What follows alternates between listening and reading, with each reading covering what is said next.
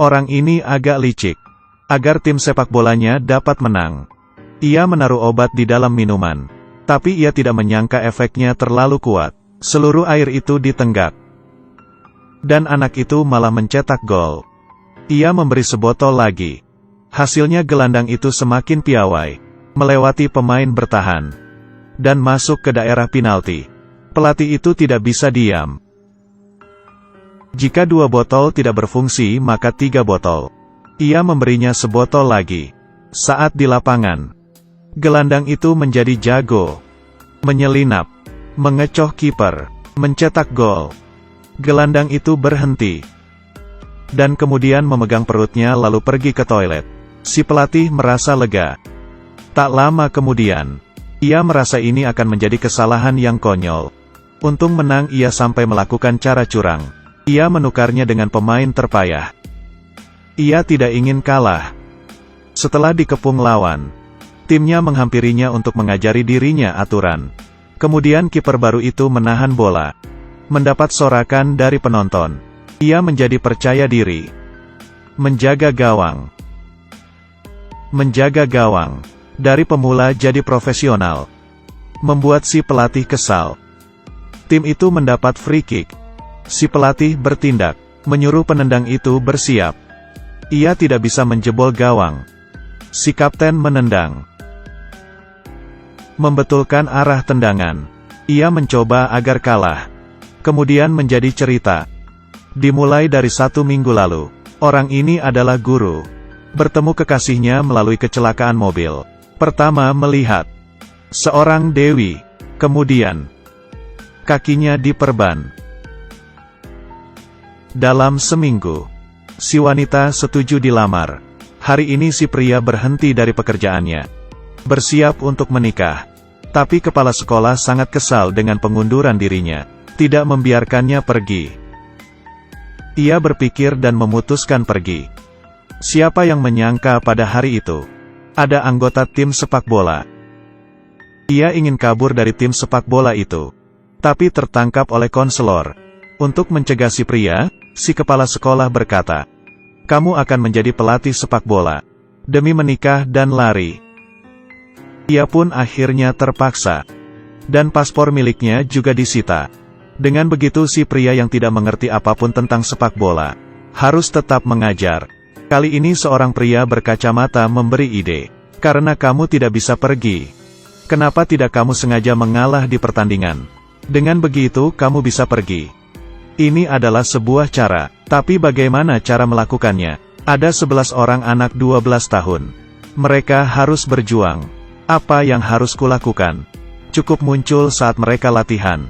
Seorang anak diam-diam mencuri handphone si pria. Ia meminta handphonenya kembali. Melihat pencuri itu berumur 12 tahun. Si pria tidak berkata apapun. Dan mengajak ia bergabung dengan klub sepak bola. Anak itu pun setuju. Tak hanya bergabung dengan tim si pria. Ia mengajak si pria bertemu rekan pencurinya. Dengan begitu sebuah tim terbentuk. Di mata si pria, mereka harus kalah. Dengan begitu karirnya sebagai pelatih akan terhenti. Tetapi tunangannya. Tersisa 2 hari lagi. Ia tidak bisa datang tepat waktu. Ia pun mencari ide. Ia menelepon si wanita. Berkata kereta yang ditumpanginya kecelakaan. Ia harus menunda pesta pernikahannya. Si pria sudah bersemangat. Bola diterima. Ia sangat bersemangat. Menunggu akhir babak pertama. Dan bersiap pergi ke Moskow memulai hidup baru. Tapi ia tidak tahu hal berubah dengan cepat. Semua anak ini sangat ganas. Pertama kali berlomba. Dan menang. Mereka memiliki banyak kemampuan hebat. Menggunakannya di lapangan. Menciptakan efek seperti sepak bola Shaolin. Membuat musuh kaget. Dan kalah unggul. Si pria sadar rencananya menikah akan gagal. Ia berbohong kalau ia kecelakaan mobil. Wanita ini kesal tapi khawatir. Hanya bisa berbohong. Si pencuri itu melihat berita. Ia berencana menjadi lebih serius lagi saat final. Untuk membuat timnya kalah. Ia meminta bantuan si orang berkacamata. Menggunakan obat sakit perut ke kiper. Bagaimanapun juga, tim sepak bola itu masih bisa menang. Si pria sudah hilang harapan. Jika ia belum bisa hadir di hadapan mempelai wanita keesokan harinya, ia sudah pasti batal menikah. Ia mendapat ide lagi. Mengajak anak-anak itu ke dermaga. Anggap saja olahraga sebelum pertandingan, agar tenaga mereka terkuras. Ia juga menutup pintu rapat-rapat. Untung saja trik ini berguna. Melompat dan lari saja mereka tidak kuat. Bahkan si kiper tidak bisa menjaga gawang. Mereka kalah 0-3. Ini membuat para anak-anak kehilangan ambisi. Si pelatih seharusnya gembira, tapi ia tidak gembira sama sekali. Saat istirahat, ia melihat si pencuri itu menangis. Ia berkata kepadanya alasan kenapa ia ingin menang. Agar bisa masuk TV. Agar bisa dilihat orang tuanya. Mendengar kata si pencuri, si pria merasa nuraninya tersentuh. Jika ia menghapus harapan anak-anak ini, ia akan menyesali pilihannya seumur hidup.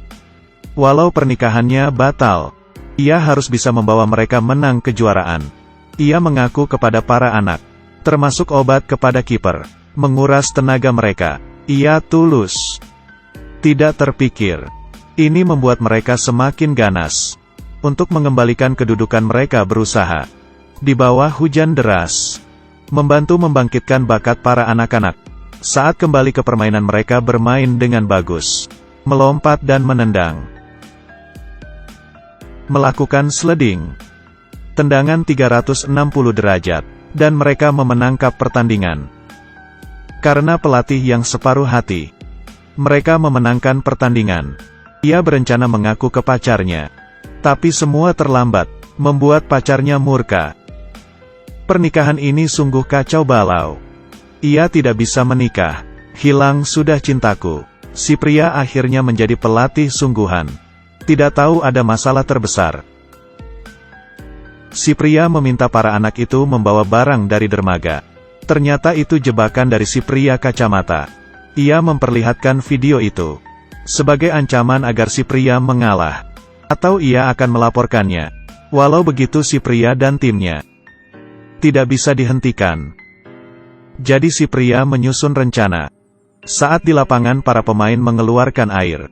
Agar musuhnya mengira mereka mengalah. Saat di luar lapangan, si pria diam-diam mencuri barang bukti. Tunggu sampai si pria berhasil.